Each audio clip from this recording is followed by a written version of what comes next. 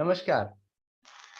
Mundane astrology ज्योतिष शास्त्र की वह शाखा है जिसके अंतर्गत प्रदेशों, स्थानों, देशों और संपूर्ण विश्व की संबंधित घटनाओं की गणना और उनका ब्यौरा होता है। इसमें वर्षफल, चैत्र शुक्ल प्रतिपदा और ताजिक योगों का भी समावेश रहता है। वार्षिक वर्षफल या जिसको हम वर्षफल भी कहते हैं का निर्माण 1 साल के लिए किया जाता है। जब सूर्य उसी राशि में अपनी डिग्री पर लौटता है जिस वर्ष जन्म की स्थिति होती है।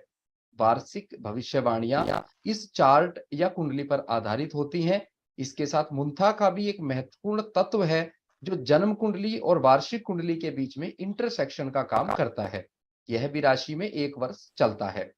शास्त्रों की मान्यता है कि चैत्र शुक्ल प्रतिपदा के दिन ब्रह्मा जी ने सृष्टि के निर्माण की रचना आरंभ की थी। चंद्र कैलेंडर का पालन करने वाले चैत्र महीना मार्च या अप्रैल को अपना पहला वर्ष मानते हैं और चैत्र मास के प्रथम दिन को हिंदू नव वर्ष के अनुसार मनाते हैं। वर्ष कुंडली में 3 प्रकार की दशाओं का प्रयोग किया जाता है। विसोंतरी मुद्दा दशा, योगिनी दशा और प्रत्ययायनी दशा। वर्षफल की कुंडली में ग्रहों की दृष्टि पराशरी दृष्टि से थोड़ी भिन्न होती है, जहां ताजिक दृष्टियों का प्रयोग किया जाता है। वर्षफल कुंडली में 3, 5, 9 और 11 भावों में स्थित ग्रह आपस में मित्र दृष्टियां कहलाते हैं। 2, 6, 8 और 12 स्थितियां सम कहलाती हैं। 4, 7, 10 जो दृष्टियां हैं वो शत्रु दृष्टियां कहलाती हैं। हम ज्योतिष में वर्षफल को और अधिक और गहराई से किस प्रकार प्रयोग कर सकते हैं? हमारे आसपास घटने वाली घटनाएं, भूकंप, बीमारी, प्राकृतिक आपदा या व्यक्ति विशेष के जीवन में होने वाली घटनाओं को किस प्रकार हम जान सकते हैं? इस विषय को और अधिक समझने के लिए हमारे साथ कैप्टन श्रीनिवास सर हैं। सर का एक समर्पित जीवन ज्योतिष के लिए रहा है। आपने इस क्षेत्र में मैदानी ज्योतिष के आधार पर वर्षफल तथा घटने वाली प्राकृतिक घटनाओं के बारे में सटीक गणना करके आम जनमानस को बताया है। मेरा सर से निवेदन रहेगा कि आप अपने बारे में कुछ जानकारी दें और भारतीय विद्या भवन के आप किस प्रकार जुड़े, हमारे गुरु श्री राव के साथ आप किस प्रकार जुड़े और इस विशेष विषय को आप किस प्रकार अपने साथ लेकर चल रहे हैं, इस पर भी सर आप जरूर थोड़ा प्रकाश डालिए।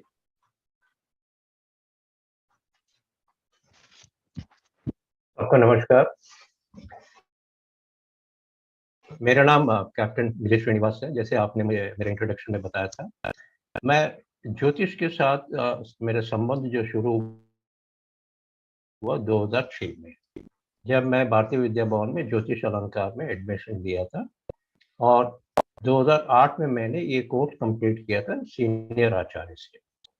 उसके बाद से तकरीबन लगातार बीच में 1 साल का अगर पीरियड छोड़ दें, तकरीबन 11-12 का पीरियड छोड़ दें, लगातार भारतीय विद्या भवन के साथ जो है कनेक्टेड था और शुरुआत सबके साथ किया था। उसके बाद मैं कर्नल गौड़ साहब जो आज हमारे बीच नहीं है, उनके साथ रिसर्च किया था, उनके गाइडेंस में। उसके बाद श्री के जोशी हैं, उनके अंडर मैंने रिसर्च किया था प्रश्न के अंदर। आखिर में जो है जी, उनके साथ मेदिनी ज्योतिष में हमने काफ़ी रिसर्च किया था।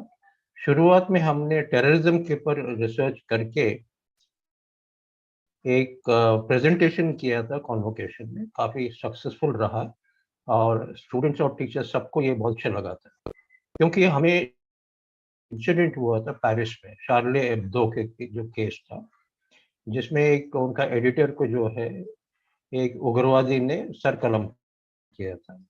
उसके बाद से जो टेररिज्म का इवेंट्स बढ़े हैं, तो ज्योतिष कैसे इसके अंदर इस्तेमाल होता है, कैसे हम इसको प्रेडिक्ट किया जा सकता है।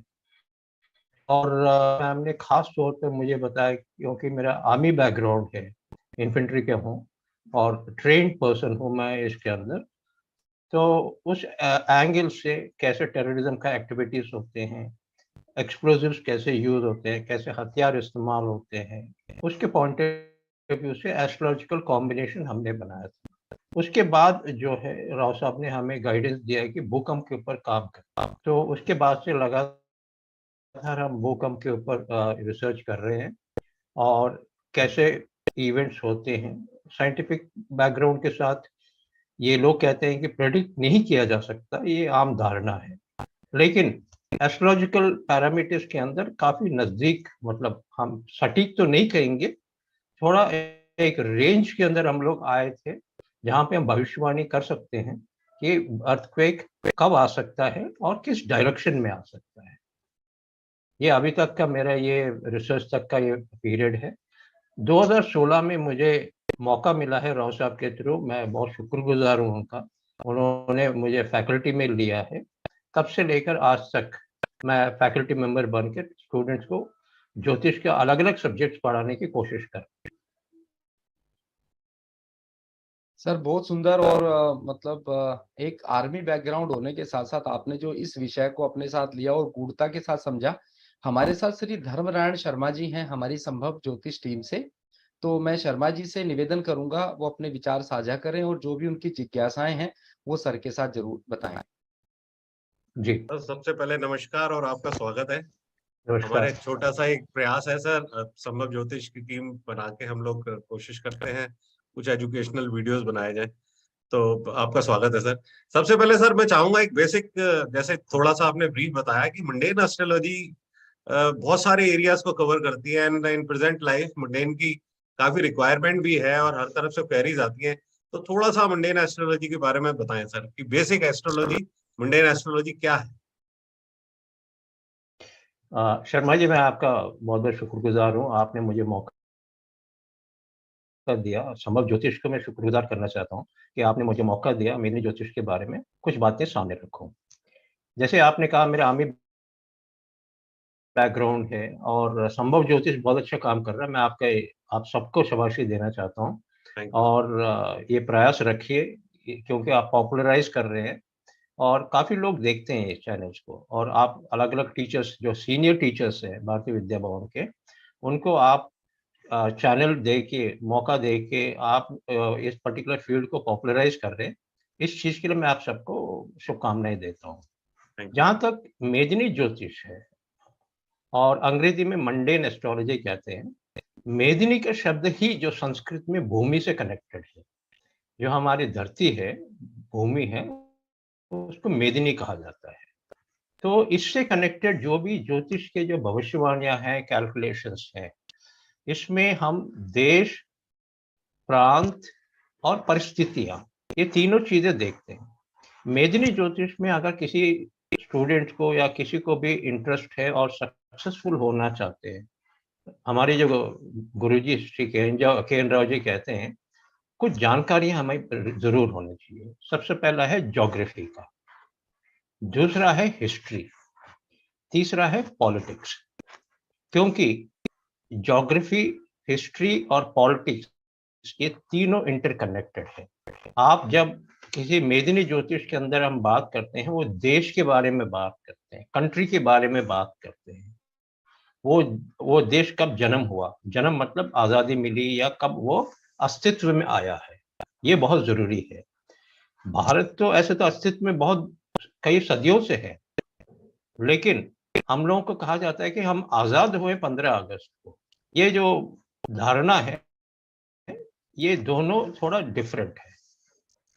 इसी तरह जो यूटिलाइजेशन है या इसका जो इस्तेमाल है मेदिनी ज्योतिष का, वो भूमि के ऊपर जो एक्टिविटी होते हैं, भूमि के नीचे जो एक्टिविटी होते हैं, प्राकृतिक इवेंट्स जैसे अर्थक्वेक हो गया, सुनामी हो गया, वॉल्केनिक एरप्शंस हो गए, या इवन हम ये कह सकते हैं कि जैसे सनस्पॉट्स हैं, सूरज के अंदर जो सनस्पॉट्स आते हैं, वो हर 12 साल में एक साइकिल होता है।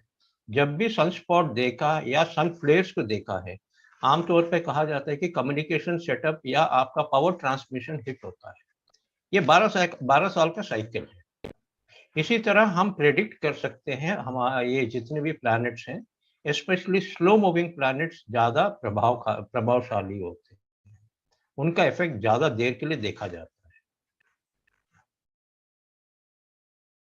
है। बिल्कुल, this is a perfect introduction, क्योंकि ये how Medini and mundane, these words are connected, या मेदिनी को पृथ्वी कहते हैं। सर इसमें मेजर इवेंट्स में जैसे आपने बताया कि मेजर तो अर्थक्वेक्स ही हैं उसके अलावा सीजन्स, मतलब कैसे कौन सा सीजन आएगा या सीजन में क्या रहेगा, उसके साथ रेनफॉल है, कुछ मेजर इवेंट्स को कैसे इससे जज करेंगे एस्ट्रोलॉजिकल गणनाएं करके, थोड़ा उसके बारे में बताएं सर प्लीज। जी,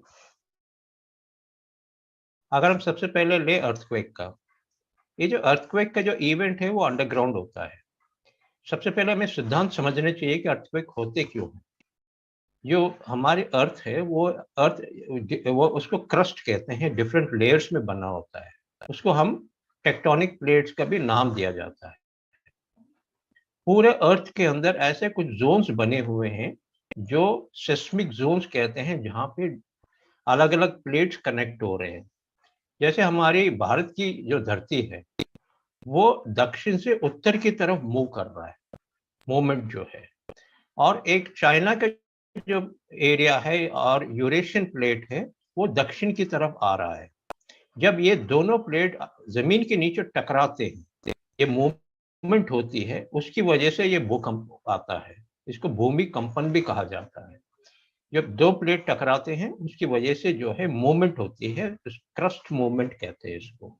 इसको पी कर्व या एस कर्व भी कहा जाता है अर्थक्वेक का टर्मिनोलॉजी में। दूसरी बात, जहां तक वेदर की बात है, ये वेदर आपका ये भूमि के ऊपर होता है या आसमान में होता है। ये आपका ग्रहों का जो कैलकुलेशंस है, ये सीजन्स का जो कारक है या उसका जो लॉर्डशिप है वो बुध है। ऋषि वराहमिहिर ने बहुत अच्छा स्टेटमेंट दिया था। एक सिद्धांत है, राव साहब हमें बार बार सिखाते हैं इस बात को लेकर, जब कभी भी सीजन चेंजेस देखना है, बुध का अवस्था को देखिए। बुध जब भी अस्त होता है, उदय होता है, वक्री होता है, मार्गी होता है या राशि परिवर्तन करता है, ये उत्पात किए बगैर नहीं जाता। और प्लैनेटरी किंगडम में बुध को युवराज कहा गया है, एक एडोलेसेंट बॉय है वो। जब भी उसकी अवस्था बदलती है तो मौसम बदलता है, और ऋतु का जो कारक है वो भी बुध है। तो मौसम में परिवर्तन जब भी देखना हो, आप बुध को पकड़ के देखिए। जब भी अवस्था बदलता है आपको परिस्थिति या मौसम के अंदर बदलाव नजर आता है। जी सर, इसके साथ ही वर्षफल एक लोग काफी क्यूरियस सब्जेक्ट है कि लोग एक साल की प्रिडिक्शन, उस साल में क्या क्या इवेंट्स होंगे, अच्छे इवेंट्स होंगे, खराब इवेंट्स होंगे, थोड़ा मेदिनी से इसको रिलेट करके या वर्षफल को अलग से क्रिएट करके कैसे इसको एस्ट्रोलॉजिकली देखा जाए सर। जी, जहां तक मेदिनी ज्योतिष में कुछ इंपॉर्टेंट चार्ट्स होते हैं। शुरुआत होती है चैत्र शुक्ल प्रतिपदा से, और जहां तक वो एक पूरा साल के लिए देखा जाता है। जब जब ये चैत्र मास में शुक्ल पक्ष प्रतिपदा तिथि को जो बनता है, हम चैत्र नवरात्र भी कहते हैं, वो शुरुआत होती है भारतीय कैलेंडर का शुरुआत, हमारे इंडियन कैलेंडर कहते हैं। ग्रेगोरियन कैलेंडर शुरू होता है 1 जनवरी से, वो फिक्स्ड है। हमारा फिक्स नहीं है, क्योंकि ये इसकी परिस्थिति देखनी पड़ती है कि मीन राशि में जब सूर्य और चंद्रमा युति करते हैं, same degree, same minute, same second, जब चंद्रमा 1 सेकंड आगे निकल जाता है तो प्रतिपदा तिथि होती है। इसके अलावा सूर्य विधि चार्ट भी देखनी पड़ती है। लेकिन आपका जो सवाल है कि वर्षफल की जो कुंडली है, वर्षफल की कुंडली हमें देखना पड़ता है इंडिपेंडेंट हॉरोस्कोप के साथ।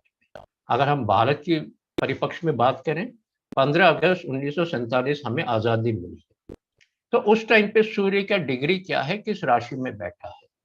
सूर्य उस टाइम पे कर्क राशि में था, जिस भी मान लीजिए 10 डिग्री पे बैठा है। पूरे साल में जब भी सूर्य उसी राशि में यानी कि कर्क राशि में 10 डिग्री पे पहुंचेगा, जरूरी नहीं कि वो 15 अगस्त हो, वो 14 अगस्त भी हो सकता है, 15 भी हो सकता है, 16 भी हो सकता है। जिस दिन जिस समय पर होता है, दिल्ली का प्लेस हम लेते हैं, वो कुंडली बनती है, उसको वर्षफल कुंडली कहते हैं। ये सूर्य से गणना की जाती है। ये वर्षफल की कुंडली पूरे एक साल के लिए गणना करते हैं कैसे इवेंट होगा। ये इंडिपेंडेंट हॉरोस्कोप के साथ देखा जाता है। कुछ लोगों का मत है कि हम विंशोत्तरी दशा ना लगाएं, लेकिन वर्षफल कुंडली से लगाएं, वो ज्यादा सटीक होता है, क्योंकि देश के ऊपर दशाएं नहीं लगती, उनके मानना है ये। लेकिन कैलकुलेशन के लिए आपको चैत्र शुक्ल प्रतिपदा भी चाहिए, वर्षफल कुंडली भी चाहिए। जी सर मेरे पास जिज्ञासा तो बहुत ज्यादा है, आपसे डिस्कशन करने में बहुत अच्छा लग रहा है, पर मैं चाहूंगा क्योंकि समय की लिमिटेशंस होती है, तो तरुण जी के पास भी कुछ सवाल हैं, तो मैं रिक्वेस्ट करूंगा तरुण जी से आज के सेशन में वो भी अपनी क्वेरीज आपसे पूछना। जी बिल्कुल। सर आपको थैंक्स कहना चाहूंगा, इतनी अच्छी नॉलेज आप शेयर कर रहे हैं। एक मेरा क्वेरी था जो मेन था चैत्र थैंक्स शुक्ल सर। प्रतिपदा का, वो आपने बताया कॉन्सेप्ट। मेरे को सर आप ये बताओ हमको सबको कि सीएसपी थैंक्स। चार्ट, जो सीएसपी चैत्र शुक्ल प्रतिपदा का चार्ट बनता है, उसको यूज करके हम नेचुरल इवेंट्स, मंडेन इवेंट्स, किसी कंट्री स्पेसिफिक इवेंट्स, वो हम कैसे गेज कर सकते हैं सर? सीएसपी चार्ट को कैसे यूज कर सकते हैं, ओके कैसे उससे हम जी और सर। ऐसा है कि जरूरी नहीं कि हर कंट्री के पास एक हॉरोस्कोप, ठीक है।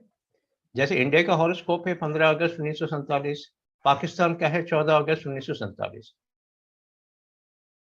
लेकिन ऐसा ऐसे भी कंट्रीज होंगे जिनका कोई हमारे बर्थ चार्ट ना हो, तो हम उस देश की गणना कैसे करें, उनकी इवेंट्स कैसे देखा जाए? तो हमें ये देखना पड़ेगा कि चैत्र शुक्ल प्रतिपदा उस देश की पॉइंट ऑफ व्यू से बनाए और एक साल की गणना करें।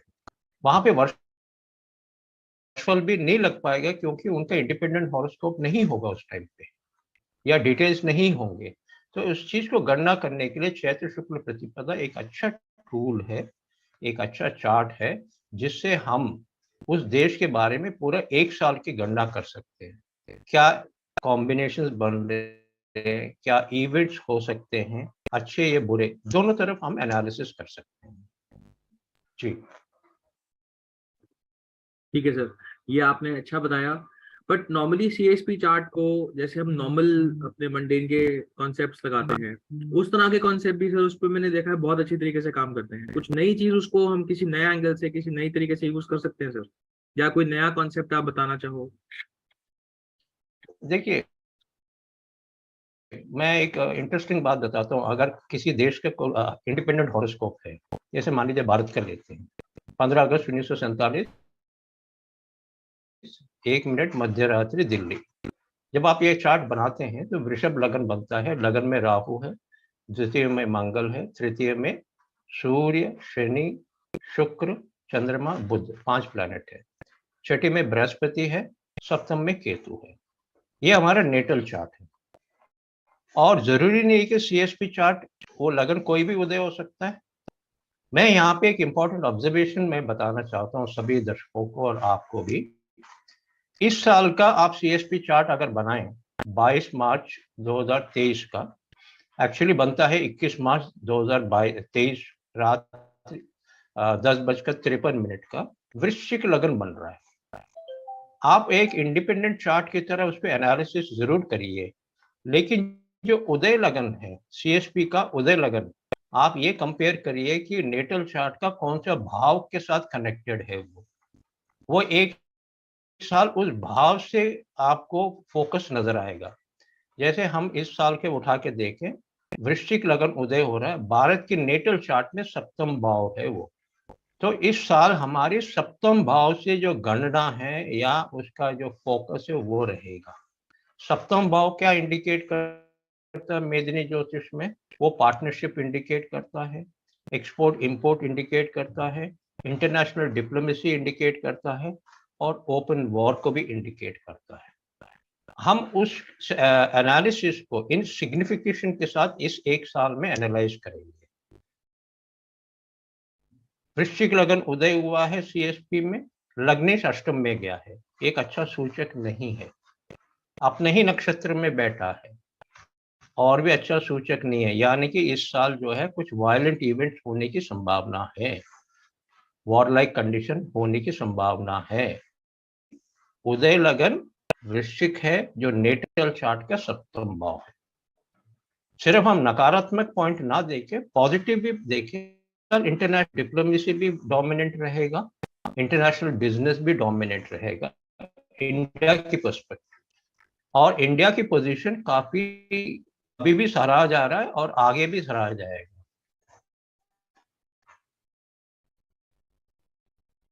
जी तरुण। सर आपने ये बहुत अच्छा एक तरीका बताया, बहुत अच्छी एक टेक्निक बताई। ये टेक्निक बहुत ज्यादा यूजफुल है और बहुत ज्यादा, जिसको बोलते हैं ना, इसके साथ हम एक अच्छा रिजल्ट, एक अच्छी एनालिसिस निकाल सकते हैं।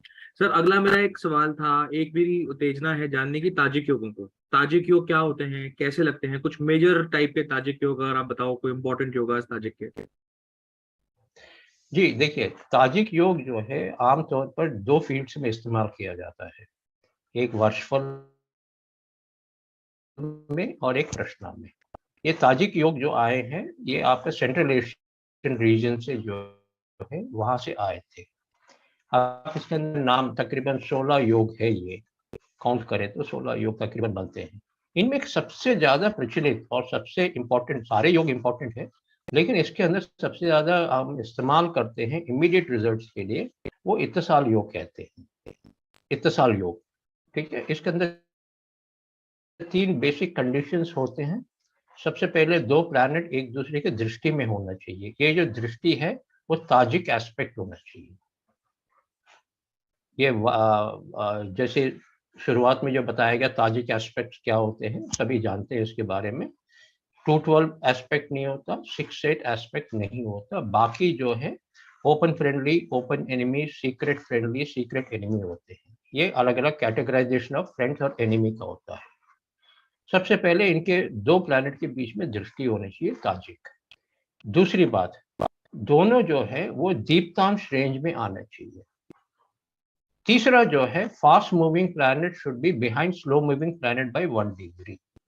ये पूर्ण इस्तिसाल कहते हैं और इसके अंदर कैटेगरीज भी दिए हुए हैं, भविष्य इस्तिसाल, पूर्ण इस्तिसाल, और अगर ये फेलियर होता है, इस्तिसाल का फेलियर होता है, इस्तिसाल का जो ऑपोजिट है वो एक नेगेटिव योग है। और ये ताजिक योगा जो है, आप वर्षफल में, जैसे हमने कुंडली के बारे में बात की, वहाँ पे भी इस्तेमाल होता है और प्रश्न में भी इस्तेमाल होता है, और ये तुरंत रिजल्ट का भी एक एक्सपेक्टेशंस होती है।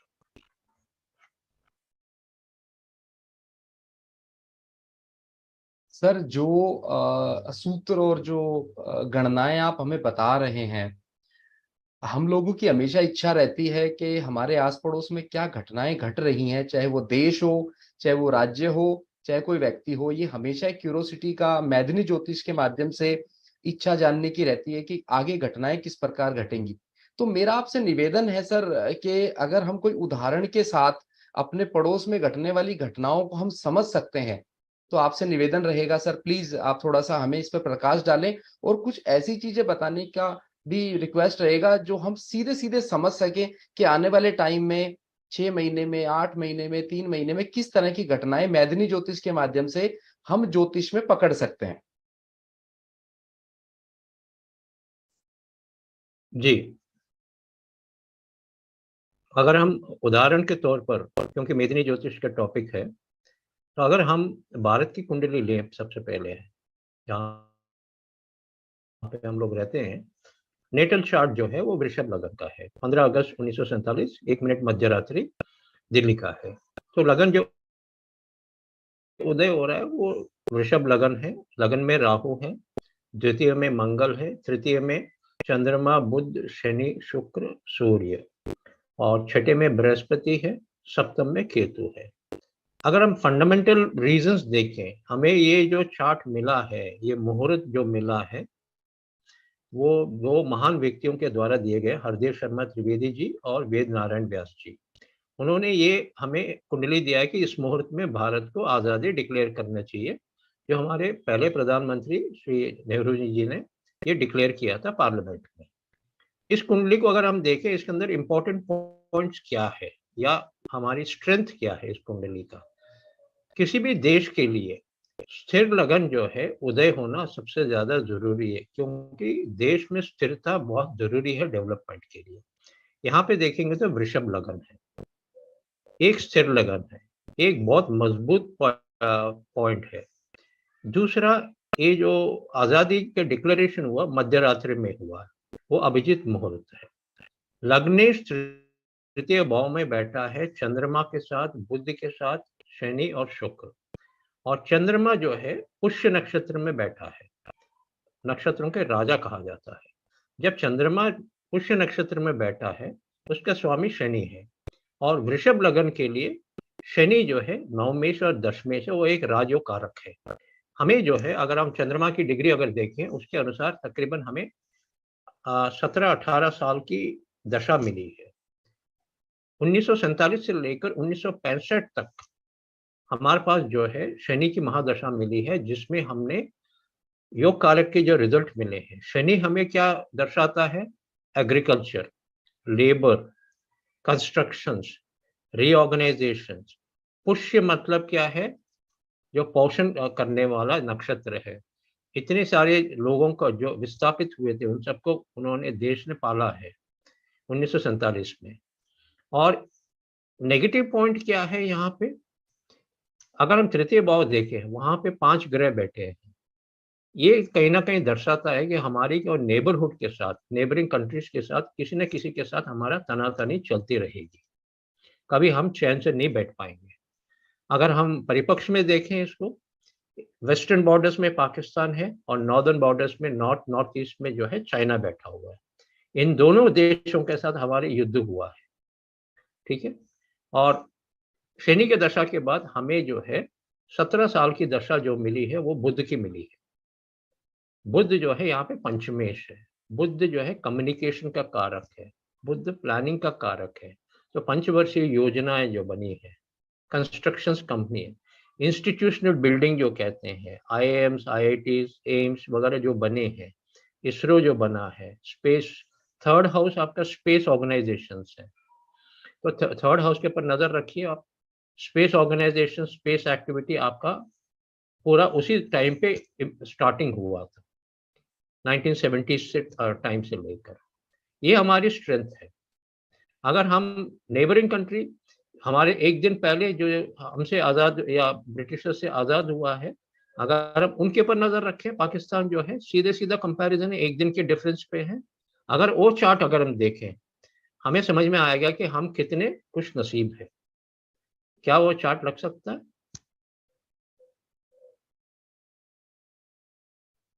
सर ये रहा चार्ट नीचे। नीचे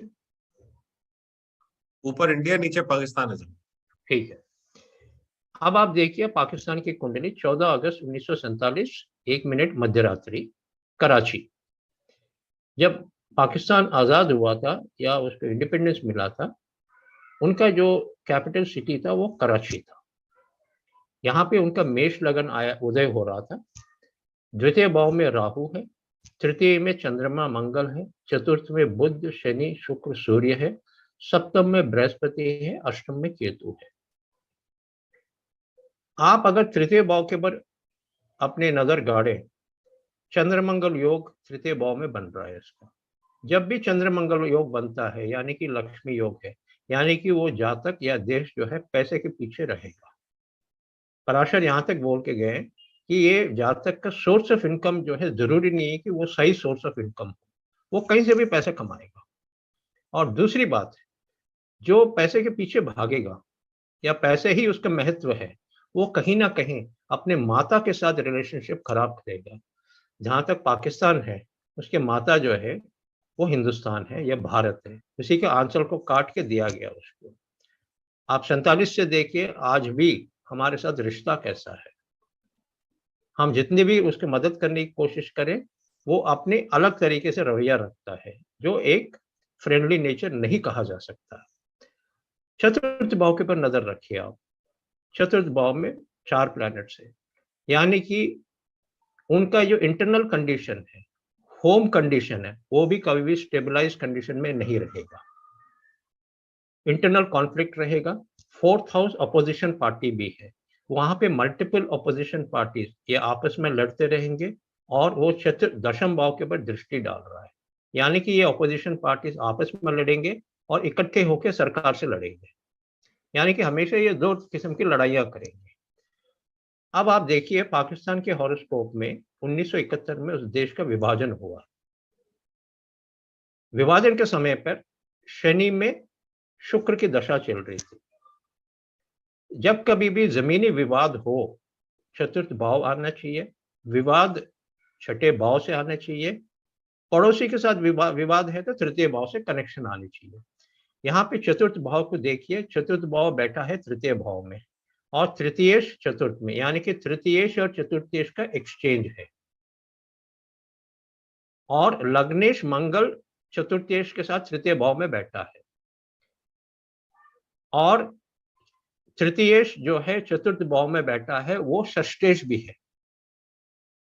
तो षष्ठेश के संबंध चतुर्थ भाव से बना है और चतुर्थेश के साथ एक्सचेंज में है, यानी कि पड़ोसी तृतीय भाव, जमीन चतुर्थ भाव और विवाद छठे भाव।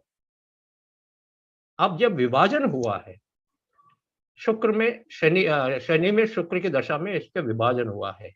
आप कभी भी विभाजन को देखें, नेटल चार्ट में भी देखें या देश की कुंडली में भी देखें, जब भी चतुर्थेश का संबंध षष्ठेश के साथ हो, ये कहीं ना कहीं विभाजन की तरफ इंडिकेट करता है। ये 1971 में जो ईस्ट पाकिस्तान कटकर बांग्लादेश बना है और अभी जो हालात इस देश का बन रहा है, मैं नहीं कह रहा, उनका मीडिया कह रहा है और दुनिया कह रही है कि पाकिस्तान एक और विभाजन की तरफ अग्रसर है। अब आप दशा की तरफ नजर घुमाइए, शुक्र में शनि की दशा चल रही है, जब शुक्र में बुध की अंतर्दशा आएगी, यानी कि फिर दशा किसकी आ रही है, षष्ठेश के संबंध चतुर्थ भाव में और जो ग्रह बैठा है चतुर्थ भाव में। और ये शुक्र जो है मेष लगन के लिए मार्केश है, तो चतुर्थ भाव में षष्ठेश के साथ संबंध बन रहा जो द्वितीयेश और सप्तमेश है। इसके गोचर की पॉइंट ऑफ व्यू से अगर आप देखें, गोचर इस वक्त इसको कहां पे हो रहा है, 12 मार्च को मंगल राशि परिवर्तन किया है वृषभ राशि से मिथुन राशि में। मिथुन राशि मतलब उसका तृतीय भाव। मिथुन जो बुध की राशियां हैं, मिथुन है ये कन्या है, मंगल वहां पे अशुभ रिजल्ट दर्शाता है। पाकिस्तान में सैन्य शासन लगा है, सैन्य कंट्रोल है, हिंदुस्तान में नहीं है। सिर्फ एक ही डिफरेंस है, जब भी मंगल दशम भाव या दशमेश के साथ संबंध बनाता हो, मंगल जो है सैन्य कार्रवाई है, सैनिक है, तृतीय भाव में बैठा है तो प्रश्न मार्क के अनुसार ये आर्मी चीफ है। पाकिस्तान में जो है उनका इलेक्टेड प्राइम मिनिस्टर या प्रेसिडेंट से ज्यादा आर्मी चीफ अथॉरिटी रखता है। तृतीय भाव में बैठा मंगल दशम भाव को देख रहा है अष्टम दृष्टि से, यानी कि उनकी जो मजबूत पकड़ है उनके सरकार के ऊपर रहेगी। 12 मार्च को ये मंगल मिथुन राशि पे आया है, नेटल मंगल के ऊपर और नेटल चंद्रमा के ऊपर, और ये सरकार के ऊपर कंट्रोल टाइटन कर रहे हैं, अग्रसर हो रहे हैं।